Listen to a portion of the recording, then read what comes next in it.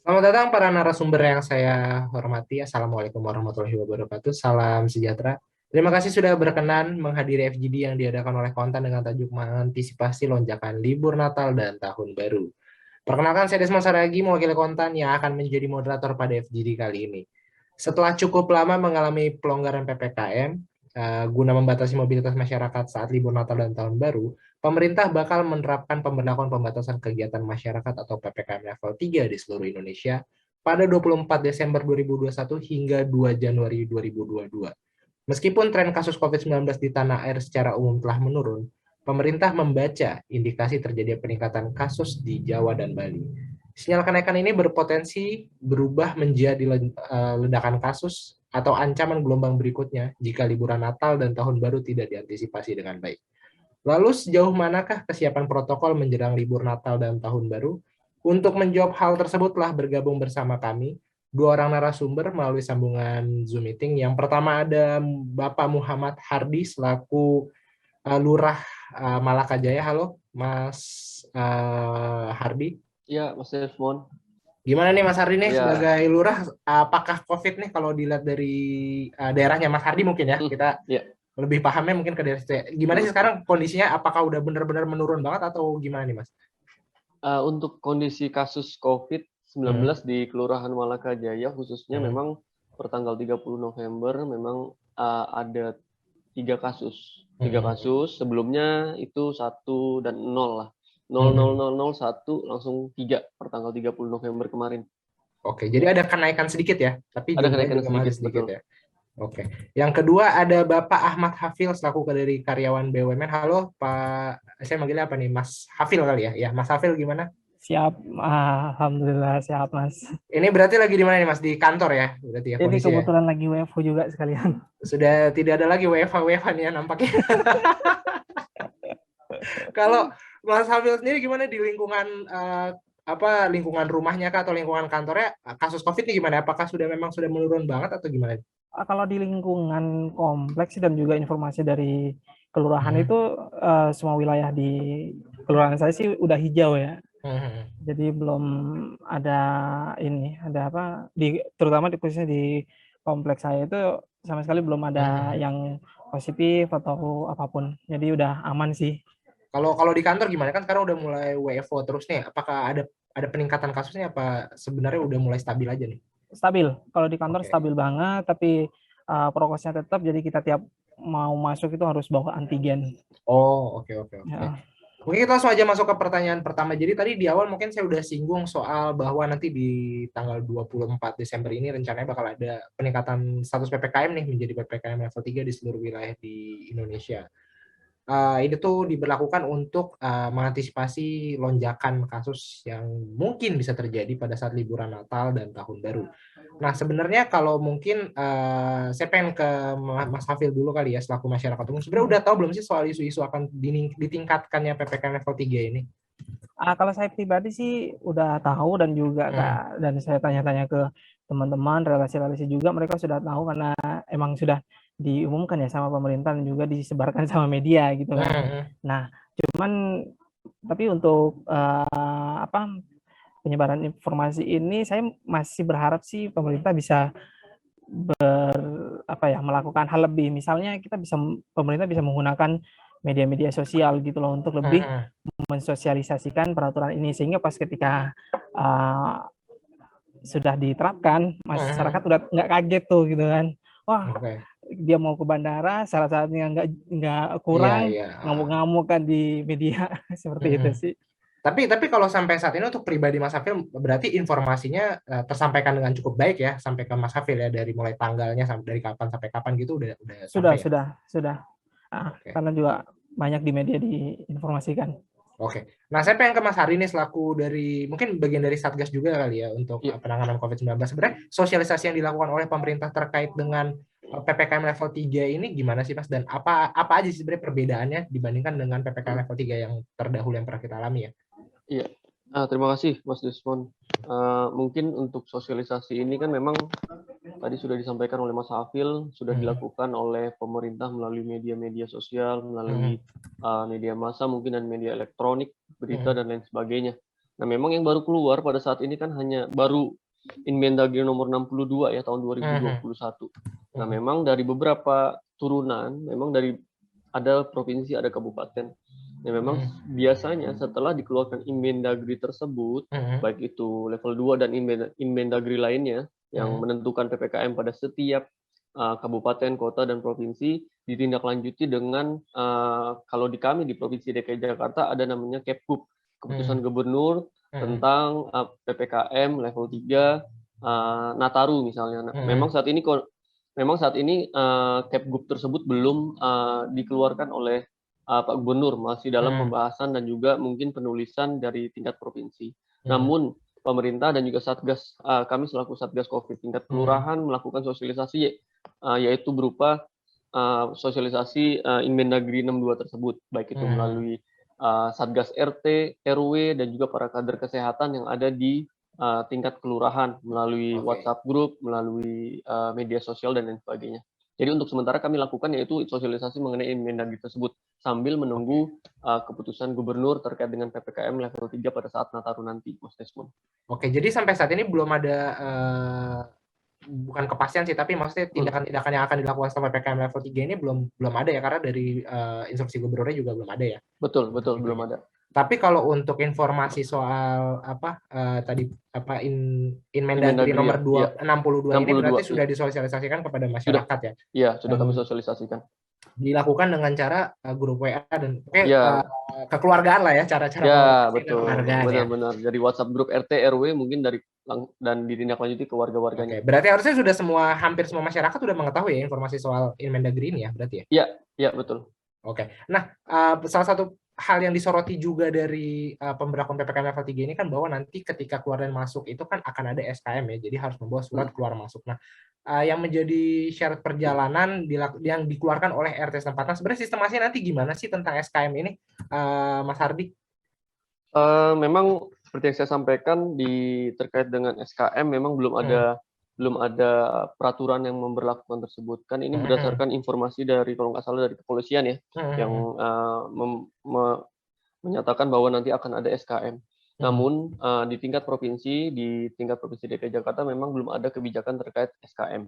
Namun jika kita berkaca kepada pada saat pemberlakuan PPKM di sebelumnya, sempat kami melakukan dibuatkan sistem pengajuan SKM.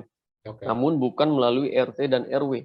Melalui sistem yang kami bangun, yaitu JakEvo, jakevo.jakarta.go.id, lalu warga dapat mengakses, mengupload beberapa dokumen-dokumen yang sekiranya dibutuhkan sebagai reasoning atau alasan kenapa diperlukan SKM. Memang ada beberapa alasan-alasan. Yang pertama seperti keluarga sedang berduka, lalu istri yang akan melahirkan, lalu ada kondisi-kondisi yang dimana memang diwajibkan atau dibutuhkan SKM itu diterbitkan dan harus diajukan melalui pemohon. Nah, kami memang bukan di tingkat RT RW, namun di tingkat kelurahan, khususnya saya sebagai Ketua Satgas COVID-19 tingkat kelurahan, itu melakukan penandatanganan dan juga approval melalui tahapan-tahapan verifikasi berkas dan lain sebagainya. Gitu, Mas Desmond. Namun untuk saat ini memang belum ada kebijakan terkait SKM PPKM level 3 Nataru 2021 ini. Oke, jadi belum ada informasi. Jadi kalau masyarakat yang masih bertanya-tanya mungkin bisa langsung kemana ini? Bisa langsung menanyakan ke kelurahan aja. Kelurahan aja. Cukup. Jadi nanti informasi akan dapat juga dari sana mengenai gimana SKM-nya, apakah sistemnya sama menggunakan tadi website yang sudah Mas Hardi sebutkan atau ternyata beda, dan syarat-syarat seperti aja nanti akan ada di situ ya. Iya, pokoknya kayaknya sih dari pemerintah juga bakal membuat semuanya lebih seamless lah ya, jadi nggak bikin ketemu terus gitu ya Mas, agar tidak terjadi penularan juga. Nah, kalau Mas Hafil sendiri gimana? Udah tahu belum nih tentang akan adanya SKM, dan tanggapannya gimana sih? Merasakah ada keberatan kah? Wah, jadi ada SKM nih mau keluar. Iya, jadi untuk SKM-nya kan kalau pelajaran di PPKM sebelumnya memang ada ya. Cuman kalau menurut saya sih ya itu bagus ya untuk memfilter agar pergerakan orang itu bisa lebih dikendalikan dan bisa mengendalikan penyebaran COVID ini. Ya bagus aja sih. Cuman saya sih masih berharap lebih lagi gitu kan. Bagaimana pemerintah saya harapkan bisa memanfaatkan teknologi Nah, di mana kan kita sudah punya Peduli Lindungi gitu kan. Nah, karena kalau untuk SKM ini sendiri kadang pelajaran yang kita lihat itu kan banyak travel gelap yang dia bisa ya punya jalur sendiri lah, mereka lebih pengalaman. Nah, tapi setiap orang saya yakin untuk penduduk Indonesia ini mayoritas mereka udah punya handphone yang dia udah terkoneksi internet. Nah, saya berharap sih bagaimana pemerintah ini bisa men-tracking gitu loh. Men-tracking sehingga orang-orang yang tidak seharusnya mendapatkan SKM ini dan tidak memiliki kepentingan yang benar-benar penting, nah mereka bisa dijegal gitu loh. Dijegal bahasanya.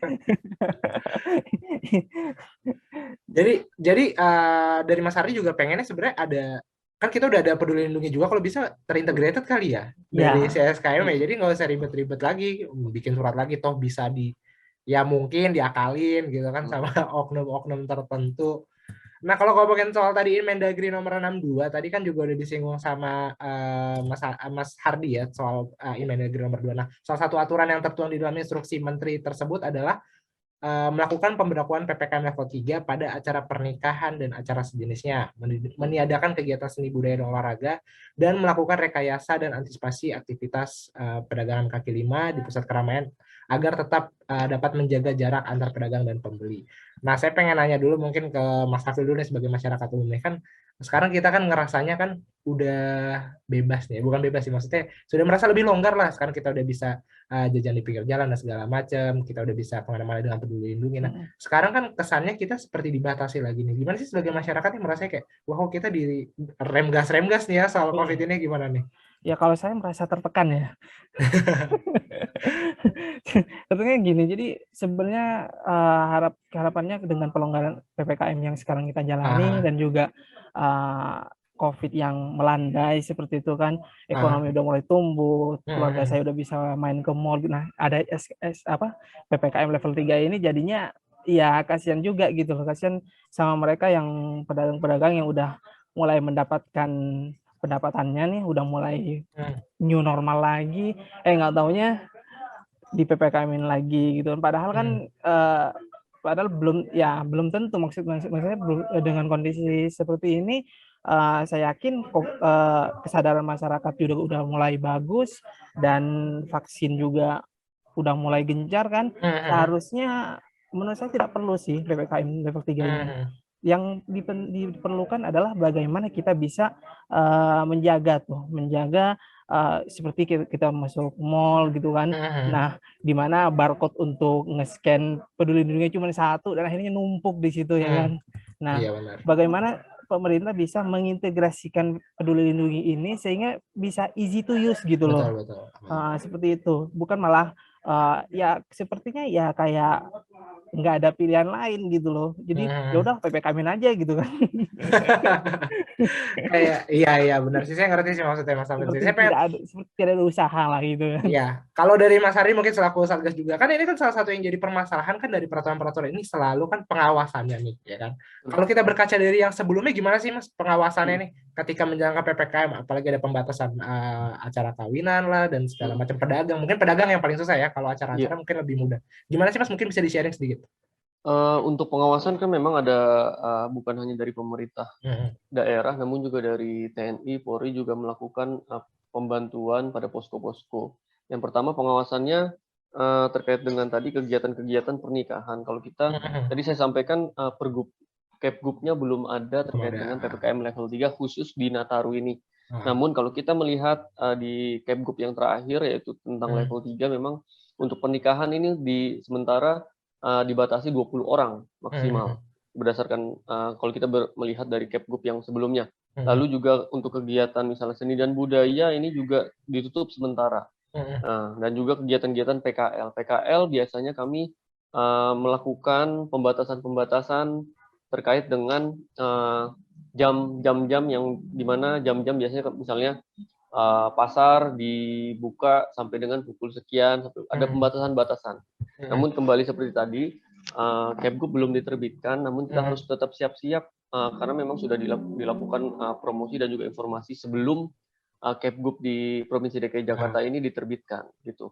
Nah, untuk pengawasannya memang kami dari Satgas COVID-19 tingkat kelurahan khususnya berkoordinasi dengan TNI, Polri, yang ada di tingkat kelurahan melakukan monitoring dan juga pengawasan, baik itu operasi razia dan lain sebagainya. Nah, biasanya juga pada lokasi-lokasi seperti pernikahan, lokasi-lokasi yang biasanya dilakukan kerumunan dan juga jualan dan lain sebagainya. Itu kami lakukan pengawasan langsung bersama dengan Satgas RT dan Satgas RW. Namun, memang di dalam Inmendagri ini kan ada juga disebutkan bahwa akan dilakukan posko checkpoint. Pada huruf N ini dilakukan checkpoint. Nah, ini sejak beberapa hari yang lalu sudah dilakukan checkpoint atau checkpoint pada posko-posko yang sudah ditetapkan.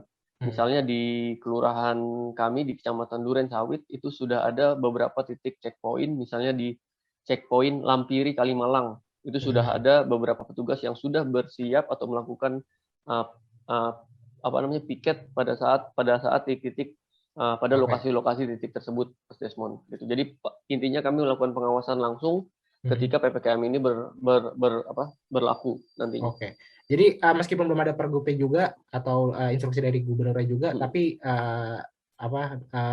kelurahan dan segala macam ya grassroots-nya udah siap ya ketika akan diberlakukan juga. Nah, berarti dari Satgas pun akan tegas ya Mas ya ketika ada pelanggaran terkait dengan protokol-protokolnya ya? Ya, betul. Pasti harus tegas kita. Oke, siap. Jadi kan salah satu solusi yang ditawarkan oleh pemerintah untuk bisa menekan lonjakan kasus COVID-19 ini adalah dengan mempercepat vaksinasi. Nah, mungkin sekarang juga vaksinasi mungkin orang-orang kan taunya levelnya udah tinggi lah, banyak orang udah vaksinasi dan segala macam. Nah, kalau dari Mas Hardi sendiri yang terjun ke lapangan sebenarnya nggak tahu gimana sih tingkat vaksinasi sekarang sih kayak gimana sih? Oke, khusus di kelurahan saya di Kelurahan Malakajaya memang tingkat vaksinasinya salah satu yang tertinggi di Jakarta Timur. Capaian kami hampir 84%. Di mana kelurahan lain masih ada yang berjuang menuju 80% dan masih di bawah 80%. Bahkan ada yang 70%. Nah, memang pengalaman kami mulai dari vaksinasi dosis pertama di awal-awal itu sangat sulit. Bagaimana kita memberikan pemahaman, penyuluhan kepada warga masyarakat. Ada yang anti vaksin, ada yang masih tidak percaya COVID-19 itu ada yang banyak alasan-alasan di level masyarakat ya, berbeda-beda alasan mereka. Namun upaya yang kami lakukan memang kan mungkin kalau saya sendiri secara pribadi melihat ada beberapa segmen-segmen. Yang pertama segmen di tingkat kemudahannya ya. Yang pertama ada yang levelnya mudah sekali untuk diajak vaksin, ada yang levelnya medium atau sedang untuk diajak vaksin, butuh effortnya sedikit lah untuk menjelaskan, ada yang sulit ya, bahkan sangat sulit. Nah, tahap ini kami sudah memasuki tahap di mana warga yang sangat sulit untuk diajak vaksinasi. Ini levelnya udah masuk ke level situ. Segmen warga yang sangat sulit diajak vaksinasi. Yang pertama yang kami lakukan yaitu jemput vaksin ke warga. Jadi kami berkeliling ke RW-RW di mana warga merasa dekat dari rumahnya untuk melaksanakan vaksinasi. Bukan lagi membangun sentra-sentra vaksin. Kami membangun vaksin-vaksin untuk menjemput warga di lingkup RT dan RW. Memang kalau terlihat dari 4 atau 5 titik yang kami lakukan beberapa bulan yang lalu, itu capaiannya cukup banyak, yaitu di atas 100. Dan bahkan ada orang tua, lansia, dan warga yang disabilitas, kursi roda. Mereka tidak ingin hadir ke puskesmas untuk melaksanakan vaksinasi dengan pertimbangan jarak, waktu, antri, dan lain sebagainya. Maka kami bangun vaksin jemput warga di setiap RW, gitu solusinya. Oke. Jadi satu lagi ada kami merencanakan memang ada memberikan stimulan bekerja sama berkolaborasi dengan para donatur, bagaimana mereka dapat menyediakan sembako ataupun paket-paket yang membuat mereka menarik untuk hadir ke lokasi vaksinasi. Nah, insya Allah di tanggal 9 nanti kami akan coba berkolaborasi dengan para donatur tersebut. Oke, mungkin jadi buat penonton yang belum tahu juga sampai sekarang nih program vaksinasi masih gencar berarti ya. Berbagai upaya masih dilakukan ya sampai betul. mau cari donatur buat bagi-bagi hadiah. Kami sebagai petugas aparat harus siap melaksanakan hal tersebut, mencari solusinya. Tentunya. Berarti sekarang udah susah banget ya Mas Hardi ya untuk bisa mengajak masyarakat ya? Tahap yang sangat sulit saat ini. Oke. Kalau Mas Hafil gimana nih ngeliatnya nih? Tingkat vaksinasi sekarang gimana nih? Program vaksinasinya? Masih di mute, Mas? Masih di mute. Nah, Kalau untuk tingkat vaksinasi, saya malah menunggu vaksinasi ketiga nih. Oh, oke. Kalau ada. Jadi udah lebih antusias lagi nih ya, nggak cukup 2 nih. Butuh vaksin booster ya untuk bisa melawan COVID ya. Tapi kalau di Ya, lingkungannya Mas Hafil gimana nih? Vaksinasi udah masih jalan kah sampai sekarang? Kalau untuk di lingkungan saya sih udah berhenti karena di lingkungan saya itu udah semuanya udah vaksinnya lengkap. Seluruh keluarga bahkan sampai mbak-mbaknya juga udah vaksin 2 kali semuanya. Dan ya benar seperti yang dibilang Pak Hardi gitu kan, dari kelurahan, puskesmas, kelurahan itu sampai datang bikin pos di depan masjid untuk ya menarik orang-orang biar bisa vaksin. Jadi emang semua ya, berarti SOP-nya memang gitu ya, harus getol ya berarti. Emang semua harus getol, dan mereka juga kebetulan saya juga jadi panitia untuk vaksinasi di RW saya.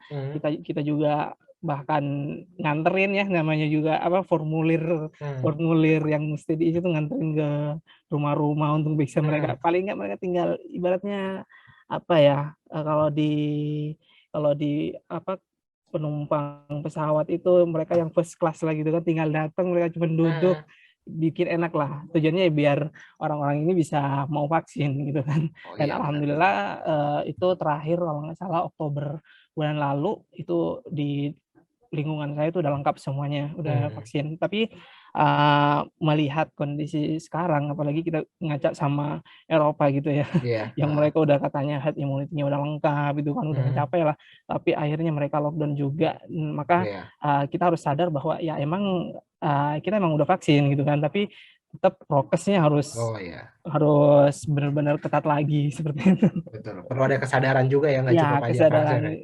Betul sekali. Jadi kan salah satu yang di-highlight juga nih terkait dengan PPKM level 3 ini kan, jadi pemerintah mengeluarkan larangan bagi ASN, TNI, Polri, dan karyawan swasta nih untuk mengambil cuti libur Natal dan Tahun Baru nih.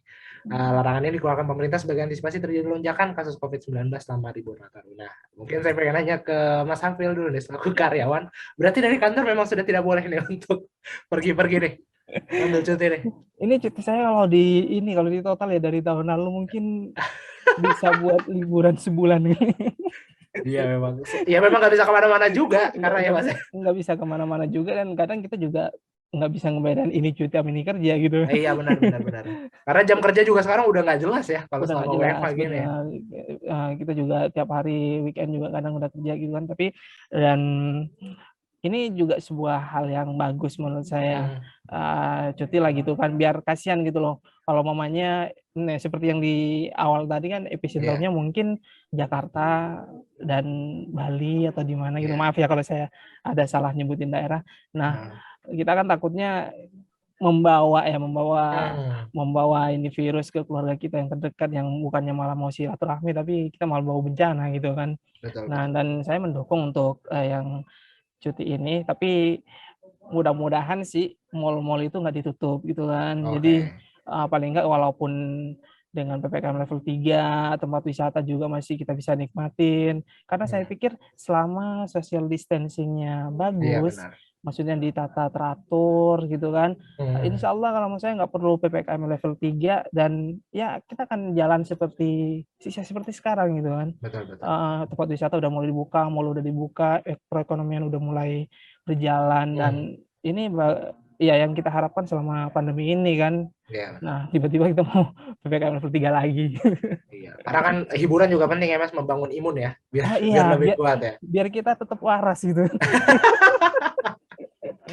Saya mau ke Mas Hardi nih. Kalau Mas Hardi udah pasti dong nggak boleh ngambil cuti dong selama akhir tahun ini. Sejak bertugas nggak pernah ngambil cuti dan nggak boleh ngambil cuti. Padahal butuh hiburan juga, ya kan manusia. Iya benar. Nah ini ngomongin soal hiburan juga. Ini mungkin pertanyaannya akan jadi seperti ini. Masyarakat yang akan merayakan tahun baru, ketika mereka nggak pergi keluar kota dan segala macam, di rumah aja itu tetap boleh nggak sih Mas? Kayak di lingkungannya itu main kembang api dan segala macam gitu-gitu, masih boleh nggak sih aktivitas di luar rumah kah? Kalau di luar rumah tentunya masih ya. Tentunya tadi ada protokol kesehatan, social distancing, dan lain sebagainya. Dan bahkan kalau kita melihat di Inmendagri 62 ini, mal-mal juga masih dibuka.